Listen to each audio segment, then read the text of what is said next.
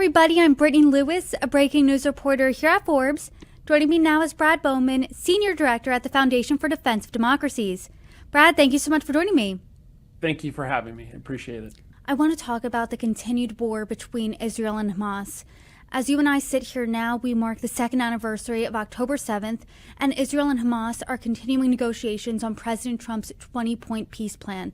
And the deal includes details on a ceasefire, release of the hostages, and Hamas's future. So to start off the conversation, what do you make of where we are right now? Thank you again for the opportunity to join you, and thanks for the question. I think at a moment like this, it's important just to remind ourselves what happened 2 years ago today. We had many Israelis, and we had the Israeli government thinking that the groups in Gaza were interested in, if not peace, were not interested in doing anything like they did on October 7th, and essentially conducted a many-month political warfare campaign, frankly, where they lulled Israel into a sense of complacency, and then conducted a surprise terrorist attack, which ended up being the worst single-day murder of Jews since the Holocaust. And the details of that day are too horrific to even repeat, but anyone who's paid attention to know it's some of the worst things that humanity could ever do. And when you look at about the 1,200 people murdered on that day, men, women, and children, many of them in their homes in the worst possible ways, to bring that home for Americans who might be listening, it's some equivalent of the worst of the 9/11 terror attacks and Pearl Harbor attacks rolled into one. But instead of the terrorists coming from thousands of miles away, they just came over the hill and into your living room, into your bedrooms, and did these horrific things. And to put that 1,200 number in perspective, on a proportional basis, like how many roughly equivalent Americans would that be? That'd be roughly about 40,000 Americans being killed suddenly, many of them in their homes, or students celebrating peace, joy, and happiness at a music festival. So I think it's important to remember that's how this all started. There was peace on October 6th, and Hamas ended it in a deliberate, horrific, unprovoked attack. So where does that leave us now? I think we're at a point now where because of a number of factors, including U.S. diplomatic leadership and the role, frankly, of President Trump, Israeli military pressure, and the support of some Arab governments, we have the best opportunity we've seen in 2 years to finally try to free the remaining hostages, the 48 hostages, and about 20 of them, sadly, are only about 20 are still alive, and retrieve the remains for their families to help bring closure, to try to disarm Hamas, which is, of course, easier said than done in the war in Gaza, address the suffering of non-combatants there, and begin to move toward a better future. I've watched the Middle East long enough to know that that's all easier said than done, of course. We can expect Hamas, a designated brutal terrorist organization whose original charter is dedicated to the extermination of the world's only majority Jewish state, to not be helpful. That's polite language. But it's in the interests of the United States, I think, and Israel, to do everything we can, if possible, to see if we can make this work. And we've seen over the past 2 years negotiations. We've seen Israel and Hamas come to the table and these deals fall apart. Do you think it's going to be different this time? I hope it is. There are still some real points of contention and disagreement. We have the negotiations underway as we speak at Sharm el-Sheikh, that resort town in Egypt. We have several important individuals reportedly inbound, in addition to the negotiators who are already there. There's reports that Ron Dermer may be going, Steve Witkoff may be en route, the president's son-in-law may be heading there. So clearly this is getting the attention and prioritization of both the U.S. government, the Israeli government, and what's left of the Hamas leadership is there.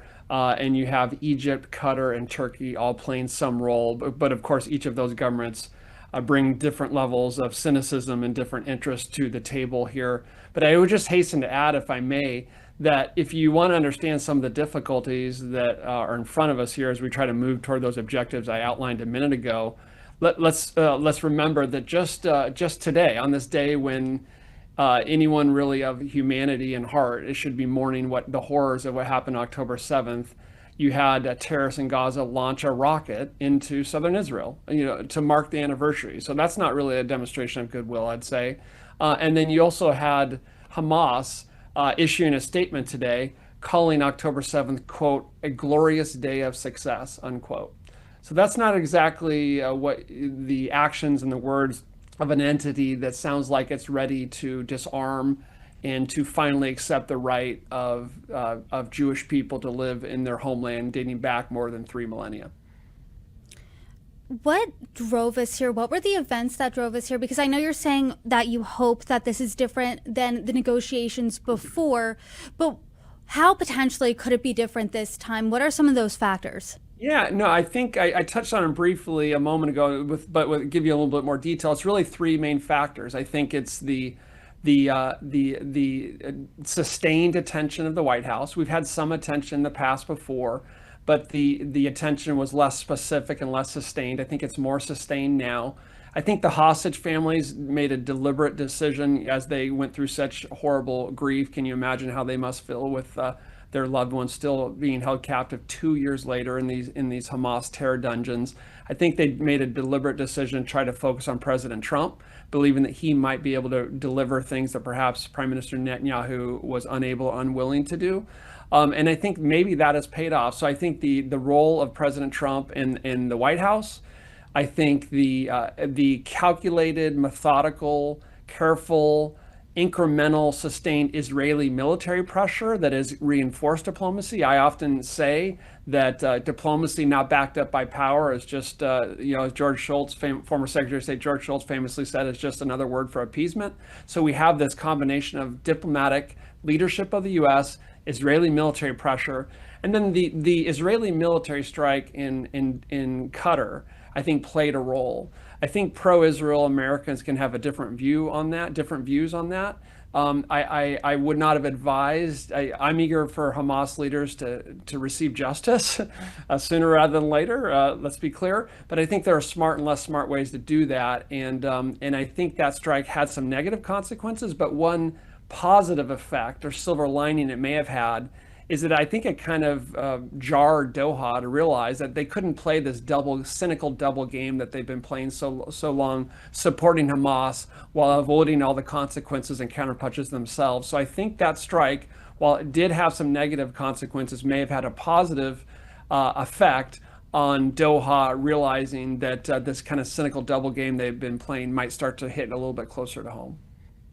President Trump campaigned on potentially ending this conflict. He's made it no secret that he wants to end this war, and he said this over the weekend. These talks have been very successful and proceeding rapidly. He also added this: I'm told that the first phase should be completed this week, and I'm asking everyone to move fast. If the first phase is completed this week, what exactly does that look like? Yeah, there's phase processes here, and I hope it moves quickly. I like the president's optimism, and I like his attention to detail here, which I think is necessary if we're going to get to a positive outcome.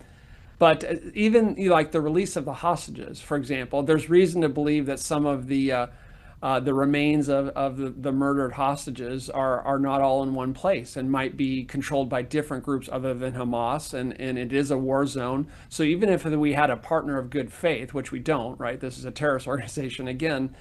This would be difficult under those circumstances. So finding the remains, retrieving the remains, confirming they are the remains they're supposed to be, and then facilitating the transfer even for the hostages that remain. That's why one of the reasons why we have a Red Cross. The Red Cross is built for this mission. So even the hostage release alone will be difficult. And as part of this deal, just let me quickly highlight, it's calling for the release of large number of Palestinian prisoners. A good chunk of these prisoners are stone cold terrorists, right, who are going to return to terrorism. So that's one of the part of the deals that frankly turns my stomach. May be necessary to get the hostage release, which I think is a preeminent goal here. But then there's questions of the Israeli military withdrawal from Gaza. There's several issues related to that. There's discussion of a phased approach, and there are some disagreements within Netanyahu's coalition about the future of Gaza, and so that's going to make it difficult for Netanyahu politically. What does that phased withdrawal look like?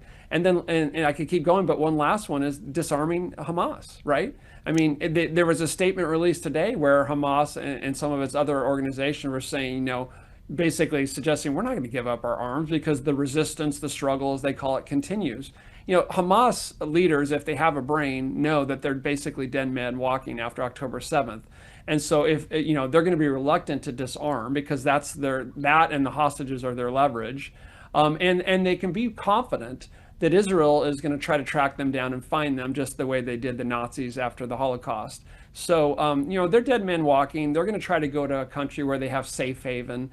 So they're thinking about all these things. But between the Israeli military withdrawal, the reluctance of Hamas to disarm, the difficulty of getting the hostage transfer done, this all I worry is going to be more time consuming and difficult than many hope. But I think on a positive note, this is the best chance we've seen in 2 years. And this mixture of Israeli military pressure, U.S. diplomatic leadership, and the support of key Arab governments gives me some cautious optimism.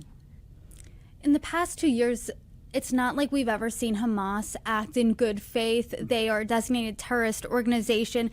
I mean, what does their future look like? A, because you said, as you said, it's not like they're going to just willingly want to drop their arms. And B, separately, what does the future of Gaza, do you think, look like if this peace plan or something like it is agreed to? No, I take your point implicit in your question. You know, Hamas, there's no reason whatsoever for any objective observer to say that Hamas, with its history and its sick ideology, is going to operate in good faith. And the only reason they might do things that we like is because of military pressure and a belief that their life is about to get worse. They need to believe with everything in their hearts that their life is about to get much worse if they don't cooperate. And that's why that military pressure I keep talking about is so important. You know, there's discussions of disarming Hamas having no role in leadership in Gaza. I fully agree. But if they're not going to be there, which I pray that they won't be, then someone is going to have to lead. So who is going to lead the government there? There's, you know, some of this is in President Trump's 20-point plan. We're going to need the support of key Arab governments here. But Israel is never going to want to, given its understanding of history and human nature, is never going to want to completely outsource security in the Gaza to some international force. And so they're going to want to maintain the ability to control everything that goes into Gaza so that we don't have a repeat where a lot of the weapons used on October 7th were smuggled in or over the border from Egypt into Gaza to be used to kill Israeli men, women, and children in their beds and in their homes. And so this is going to be a long process. I worry that that will be measured in years, not months. But we should start now, and I think it is in America and Israel's interest to try to bring this war to a close, get the hostages released, do as much damage to Hamas as possible. And my sense is that both Washington and Jerusalem understand that. I want to talk about something else President Trump posted on social media. This is what he wrote, quote, "I will continue to monitor this centuries-old conflict. Time is of the essence, or massive bloodshed will follow, something that nobody wants to see." So is that a threat, A? And B, what does that look like? I think it absolutely is a threat. And we've seen that sort of thing from President Trump before, do X, Y, or Z or else. And I'd say in international diplomacy and to defend American interests, that's a time is appropriate. So he's basically saying, Hamas, honor this agreement, abide by this agreement, or there'll be consequences. What does that mean? That means he's going to give a green light to Israel to proceed with its offensive to try to get what's left of Hamas, trying to further degrade, if not destroy, what is left of Hamas in Gaza. Of course, that's all easier said than done, right? Because how do you define Hamas? Is it just the leadership? Is it just the people currently fighting arms? Or is it every 16-year-old boy who's willing to grab a green headband and an AK-47? If that's your definition, then my goodness, this is going to be a long war. And the cost of getting those individuals may be higher than the benefits of getting those individuals.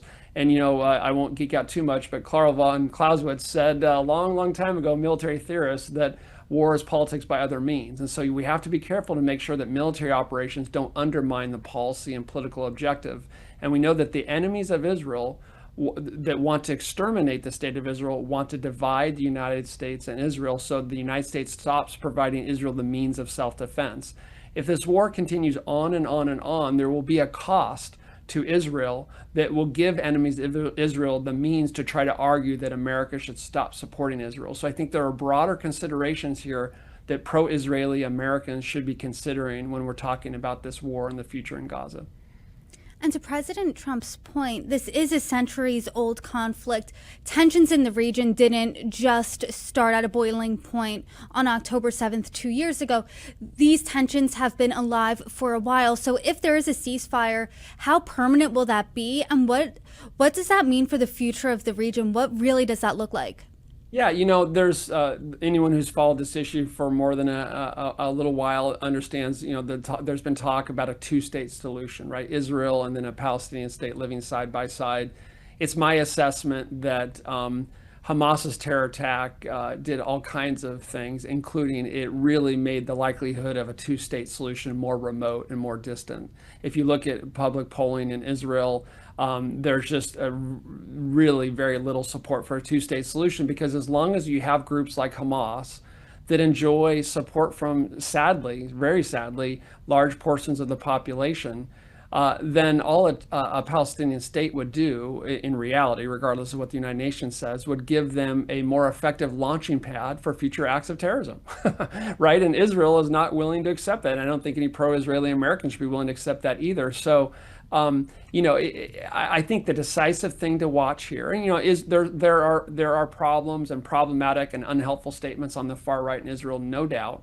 But the fundamental problem here for anyone who wants peace, security, prosperity in the Middle East, security for Israel and a better life for Palestinians, the fundamental thing here is we have to have a decisive majority of Palestinians who finally say enough is enough. Enough with this. We're willing to accept Israel's right to exist. We don't support attacks on Israel, and let's move forward to building a better life together. But unfortunately, we're not at that point yet, and we may be a long way away. But if we can implement this current plan, I think it'll move us finally in a positive direction after all the evil and damage that have been done following Hamas's terror attack on October 7th.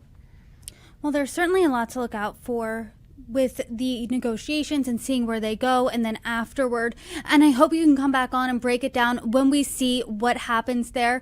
Brad Bowman, thank you so much for the time. Thank you so much.